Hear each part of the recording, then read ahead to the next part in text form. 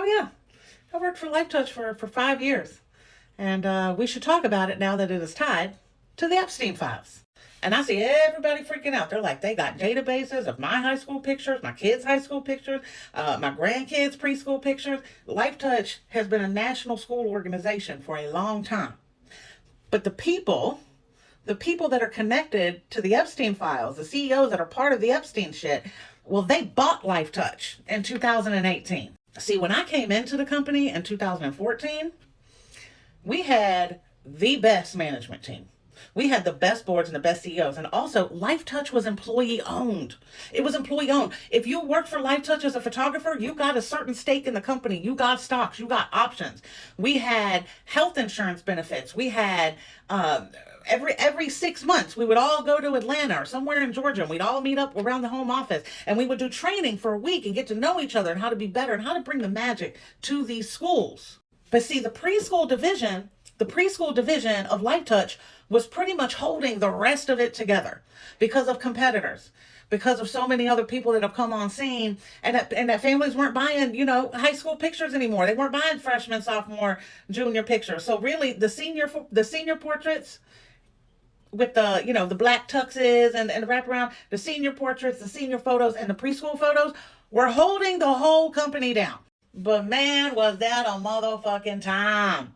But I knew shit was going south because the manager that hired me, that helped build the preschool division, she helped build the preschool division on the East Coast.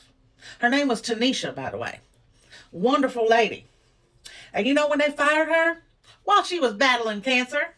They sure did. They said, bitch, you might die. Bye. She won that lawsuit, by the way. But it was managers like her and my manager, Vanessa, that made the teams what they were.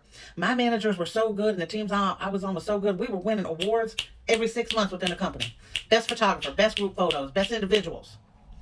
We was fucking killing the goddamn game. And me, you know my personality, baby. I had schools requesting me to come back every 6 months, every season. Cap and gown season, regular season, fall season, spring season. They said, we want Tammy as our photographer.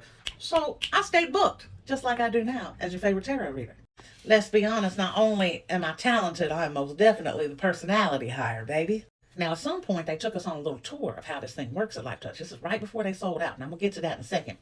And basically, there's databases that go back decades and decades and decades in case there's a missing persons report, in case there's a cold case, in case someone needs someone who's died, and they have no access to any other pictures that were taken. Lifetouch would have these things on file, and they were secured. These were secured files. In fact, we had these protocols put in place as photographers to protect any kind of leak from happening. You weren't allowed to keep your laptop in the car. You weren't allowed to keep your cameras, your camera cards in the car, just in case your car was broken into. Lights, equipment, they don't care about anything else, just stuff that would protect your kids. Lifetouch would go above and beyond for parents. Lifetouch would go above and beyond for its employees. Lifetouch would go above and beyond for its employees. If you needed something, if you went through something, Lifetouch stood the fuck up. When I had a major event happen in my life, they sent flowers. They gave a shit. Even if you didn't work with everybody, because really you work by yourself every day. You get up, you drive to your school, you set up your backdrop, you make little babies smile all day, and then you leave. But you still had a motherfucking team. And the one thing I learned through that process, while it was still Lifetouch and employee-owned and employee-based, is we all had a protective nature over those files, over those children. We thought a system of saving photos, just in case they may be needed in the future, was a beautiful and brilliant idea. Until all this stuff got exposed, huh? Now here's the interesting part. In 2018, because like I said, senior and preschool division was carrying all of Lifetouch, they decided, without any employee feedback, without a vote from the employees, because remember, we're employee owned, they decided, we're going to sell to Shutterfly. We're going to break apart everyone's stocks, and we're just going to pay out whatever they're worth right now. And we're going to corporate, baby. We're going to corporate. They no longer gave out rings if you had been there for 5 years. They no longer went above and beyond for their employees. In fact, micromanaging came at such a fucking cost. They lost all their good fucking photographers. People started walking. And then they started firing the rest. And then our CEO, he retired, and they brought in this new guy named Something Beach, because we would all behind his back call him the bitch. Because he was a big baby bitch. He didn't give a fuck about us as employees. He didn't give a fuck about knowing our differences or getting to know our personal lives, or it was no longer a family environment. And I could tell you this about Mr. Bitch and me. Our vibes did not vibe from day one. He didn't like me, and And I ain't like him. So I already knew my time left there was going to be short, about a year or so. Plus, if you've read my book, because I talk about my experiences in Lifetouch in my book, I literally talk about my time there and the people I met there. I knew I didn't have longer left. I was already going through some other shit. And once they let my best friend go, Penny, while she was battling homelessness, because let me go ahead and keep it real with you. Lifetouch and Shutterfly don't pay living wages. Oh no, baby. The only way I made a living wage is by working 17-hour days, preschool, and then riding over to the senior studio. That's the only way I could afford bills. And that was back in 2017, 2018. Oh yeah. Now, I will say they paid higher than other people in my small town. They paid city wages, but they ain't pay no living wages, not for no single mom with 2 kids. So when her hotel room, which is all she could afford, when her hotel room got broken into, and the cameras and the laptop got stolen, they fired her.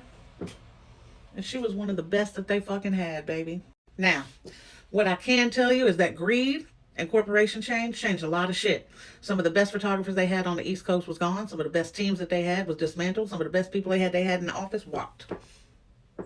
And the fact that they were bought out by people that are connected to a pedophile tells me that not only did they, converge and buy out, but now Shutterfly has access to all those pictures, all those files, all those people.